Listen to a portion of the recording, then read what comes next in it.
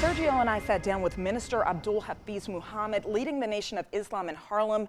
He spoke to the outrage we've seen after 2 black men were killed by cops, both in Louisiana and Minnesota. Was there a Black Lives Matter movement, or would there be one if there was not the senseless killing of innocent, unarmed black men, now women, in the streets of America, in the near 50 states of America? There would be no need for such a movement, because why would we need to have a movement for justice if we were getting justice? Now, he says the Nation of Islam backs the Black Lives Matter movement, but the one thing they do not condone is what we saw play out in Dallas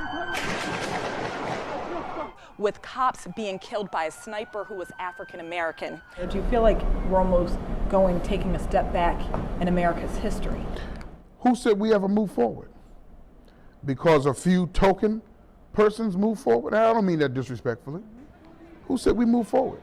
The Honorable Elijah Muhammad teaches us from the Honorable Minister Louis Farrakhan, pardon me, no one leader can rise above the condition of its people. The problem with so many of us in the civil rights era, respectfully, we began to rise above the condition of our people. And because some of us arrived, we think our people arrived. Unfortunately, every time I ask, is there a solution to calm down the hostility we've seen in this country? The Nation of Islam doesn't seem to have an answer.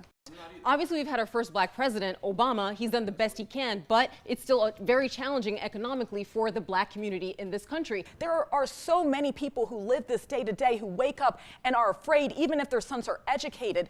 If they are black, they are a target in this country, and it's one of the hardest positions to be in. The race issue is being covered every single day in this country. We're having this conversation every single day. To say, oh, the media's not covering it, that's an absolute cop-out that by people who could be doing a lot more. Part of me agree with you. Part of me blatantly disagree with you, because it's more profitable to hear about blacks getting killed than whites. I don't agree with you Simple on as that.